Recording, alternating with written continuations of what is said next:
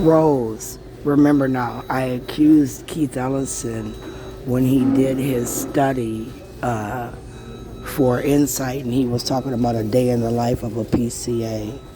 And Rose, I claimed that he was at that time creating a committee where he was going to separate what I consider to be the black vote, the black dollar, and then the people under it, and then structure the community a type of way. And he's more than welcome to do that. He's just not entitled to my money to pool in his group, Rose. When I got PCA, Rose, I applied for home health aid. Just like when I got Minneapolis Public Housing Authority, I applied for Section 8. And every time I applied for something, they manipulated. Doreen, can I get a large coffee with my normal sugar and cream on the side, please? As I applied for these things, Keith kept changing the application, or Bobby kept changing it, or my Uncle Babe kept doing it. And as these people were doing these applications behind my back illegally, they were stealing money due me. And I'm not really in the mood to be playing with Keith this morning. I'm not in the mood to play with Bobby. I'm not in the mood to play with Dawn. I thought Dawn and Bobby stalked my page and then seen that my 2949 Sheridan Rev Mac should have paid me, flipped money. Why? Because my home was flipped. Now, no offense to anyone, when the furnace broke, my issue was that they said they fixed the furnace, and the welfare department wasn't going to help me save my home, right? I had to do a lot of paperwork to get Michael Cooper Sr. off my mortgage, off my name, so that I could save my home, where again, he didn't help me. So I'm not really in the mood for Keith this morning. I'm not in the mood for Bobby this morning. I'm not in the mood for my son through Milo, where again, Milo, Jaritz, you talking about that $6? Remember now, my son asked me for $6, and I said I didn't have it, and you were in my home. And as you left that day, that $6 was missing. Now, I don't know if you stole that $6 or not, Jaritz. I don't know. Because I decided that teenagers do things. But I know that I'm not in the mood for Milo Midnight, Jaritz, Keith, Bobby, Dawn, where again, Jaritz, I said they were already kicking your ass, right? Because you gave the deposition.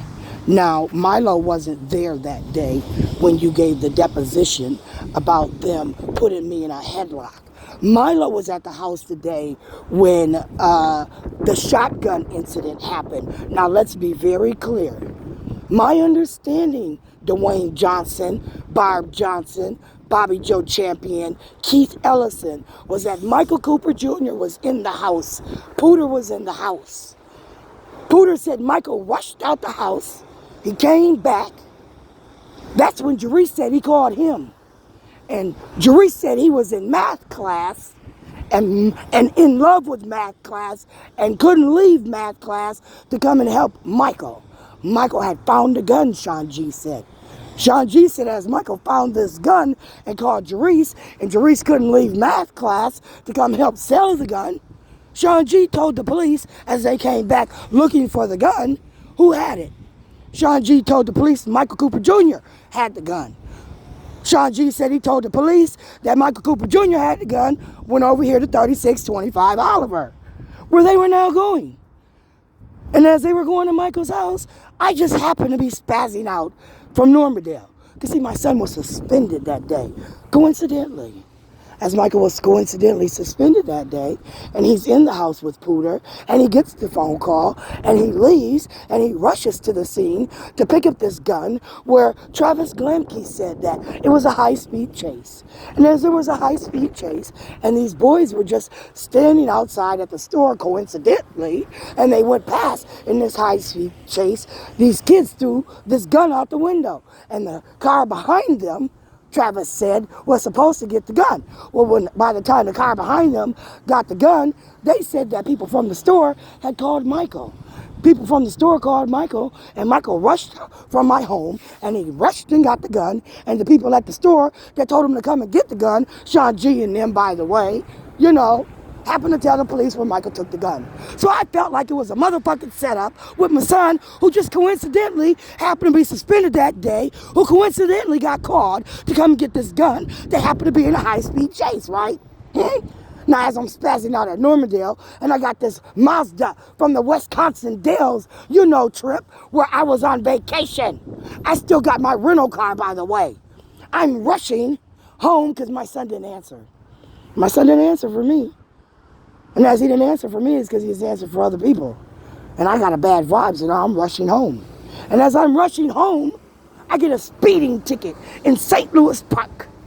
And as I get a speeding ticket in St. Louis Park, I pull over, I talk to the police, I have a decent conversation, I leave that area, and I get home.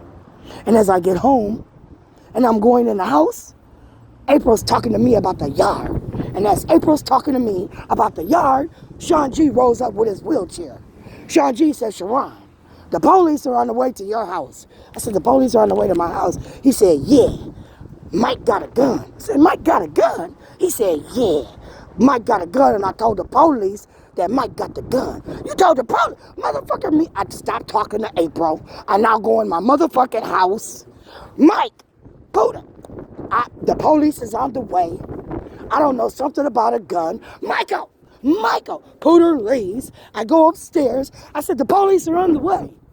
Motherfuckers is getting up out of here. Jonte's in the house. Milo's in the house. My son's in the house. We all leave the house. And as we leave the house, what happens? Travis Glamke, Scott Zierden.